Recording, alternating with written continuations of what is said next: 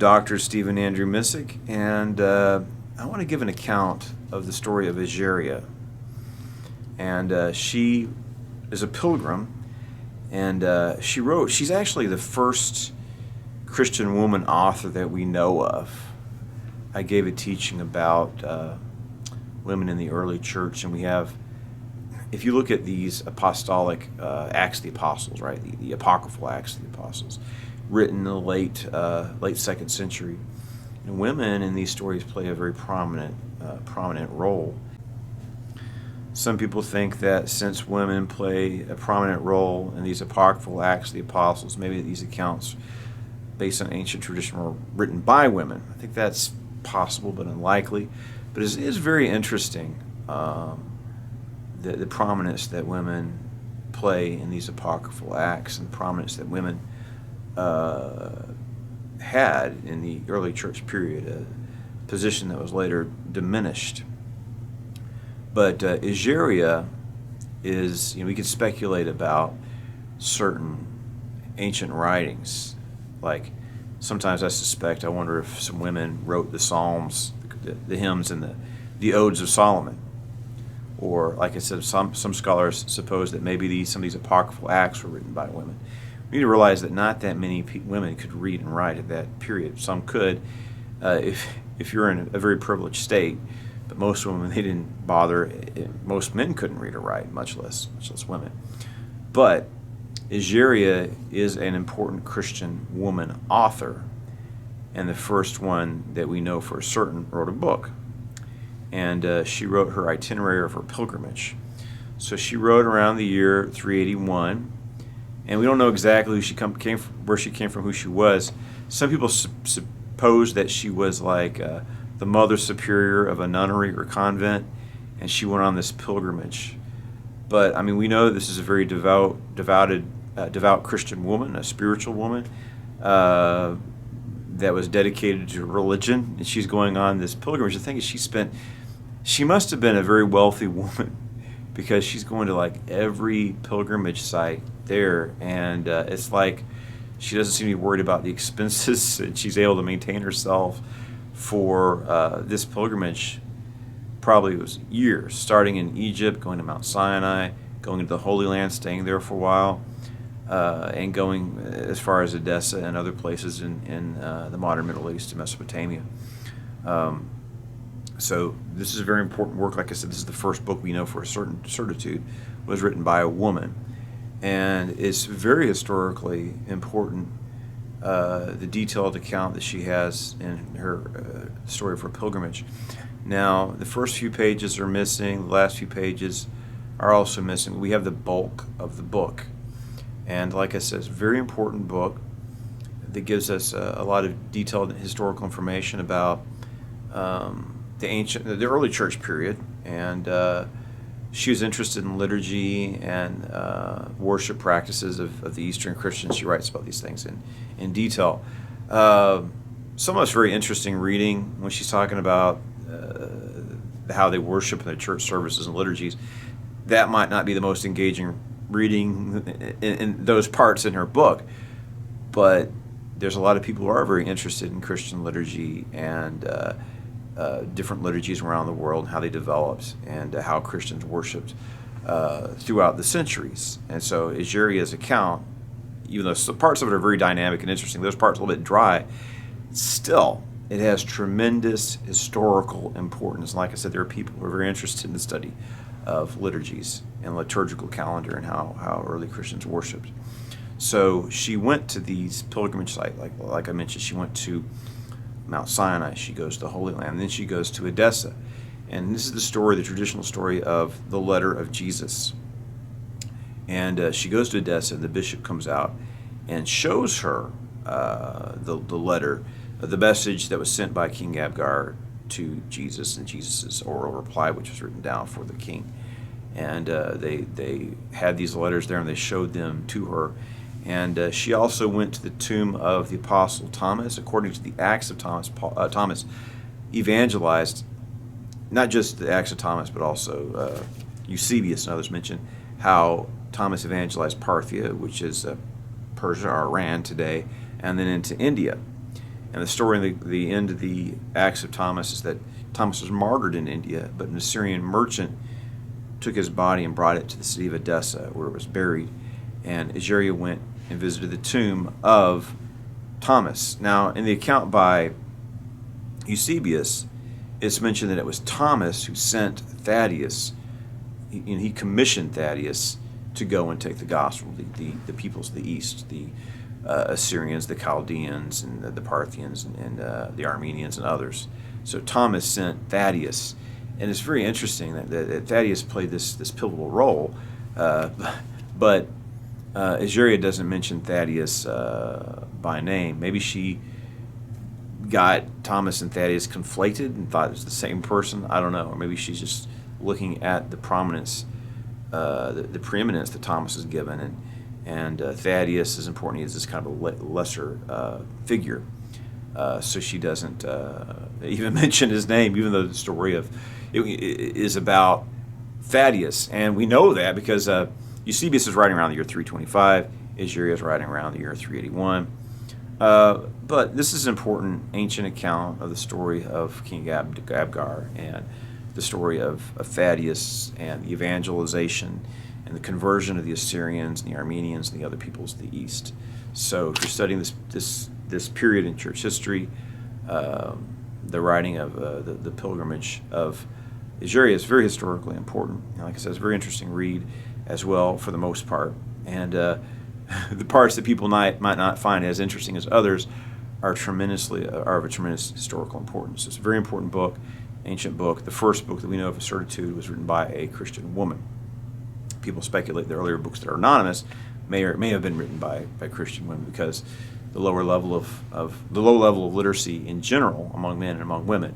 But Egeria could read and write. So, like I said, some people supposed that she might have been a nun, Mother Superior type figure. But other people looked at this as there was no reason. Just because she's a devout Christian woman doesn't mean she belonged to an order or was even ordained into ministry. She's just a very spiritual person. And some people also speculate that she came from Spain. I think that's because that's where the document was discovered. But when she's writing to her friends in Europe, and she alludes to topography of France. And she's writing in a form of Latin. At that time, Latin is evolving into modern vernaculars like Spanish and Italian and other languages that are derived from Latin. But this version of Latin that she's writing in is not easily to identify as Spanish or a French form. So it's uncertain exactly where she came from. But that she would mention rivers in France probably indicates that she's from that area. I mean, why didn't she? If she's from Spain, why wouldn't she mention the topography of rivers in Spain? So this is a very important account, and we dramatize it here with Leah Rose Fisher, who I recommend that you look and follow her career. She's doing great things for the Assyrian community as an Assyrian singer, operatic singer, and actress. So stay tuned for more material. We're going to try to put everything we did about St. Jude Thaddeus out at long last. So please, I hope you enjoy this program. I hope you find it very informative. And stay tuned for programs we have coming up in the future. We arrived at Edessa in the name of Christ our God, and on our arrival, we straightway repaired to the church and memorial of St. Thomas.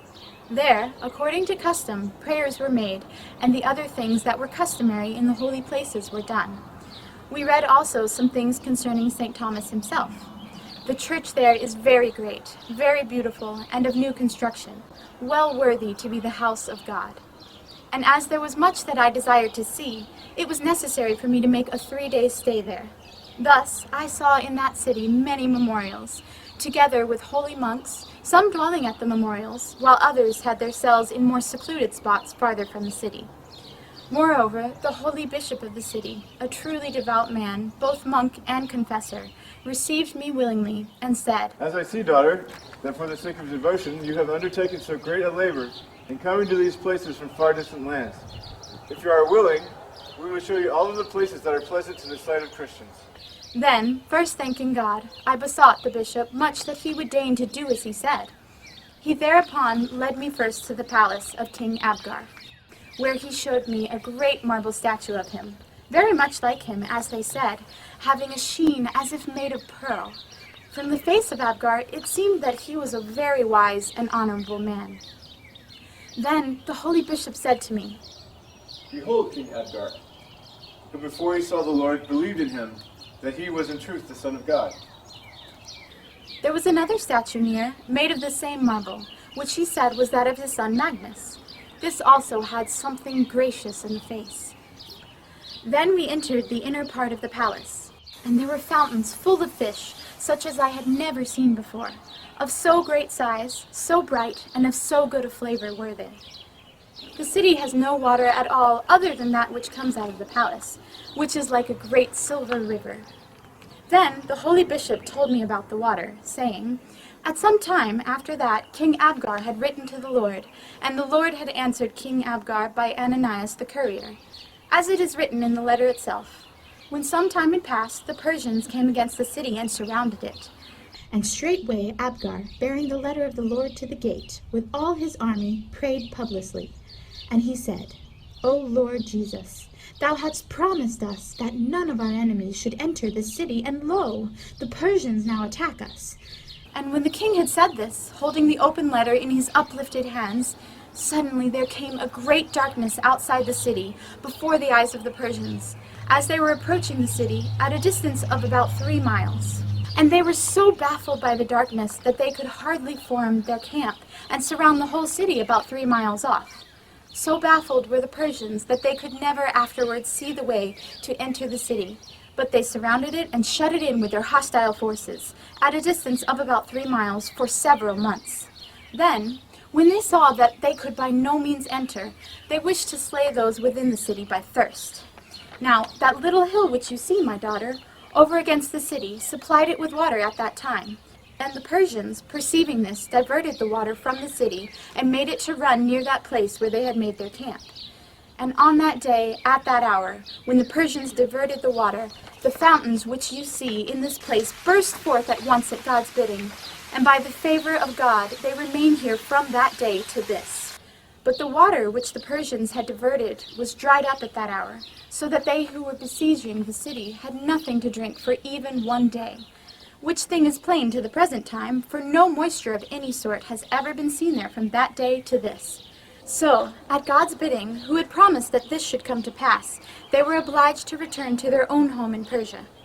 Moreover, afterwards, as often as enemies determined to come and take the city, this letter was brought out and read in the gate, and straightway all enemies were driven back by the will of God. The holy bishop also told me that the place where these fountains broke forth had previously been open ground within the city, lying under the palace of King Abgar, which same palace had been situated on somewhat higher ground, as was plainly visible.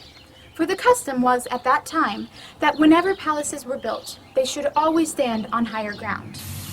After that, these fountains had burst forth here. Then Abgar built this palace for his son Magnus, whose statue I saw near that of his father, so that the fountain should be included in the palace.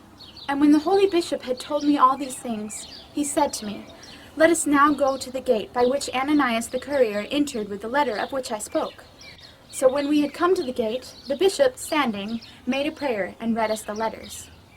Then, after he had blessed us, another prayer was made. Moreover, the holy man told us that from the day on which Ananias the courier entered it with the letter of the Lord, the gate is kept to this day, that no one who is unclean, nor any mourner, should pass through, nor should any dead body be borne out through it. The holy bishop also showed us the memorial of Abgar and of his whole family, very beautiful, but made in the ancient style. He took us also to the palace which King Abgar had at first on the higher ground, and if there were any other places he showed them to us. It was very pleasant to me to receive from the holy man himself the letters of Abgar to the Lord, and of the Lord to Abgar, which the holy bishop had read to us there. For although I have copies at home, yet it seemed to me more pleasant to receive them from him, lest perhaps something less might have reached us at home, and indeed that which I received here is fuller. So, If Jesus our God bids it, and I come home, you too shall read them. Ladies, my own souls.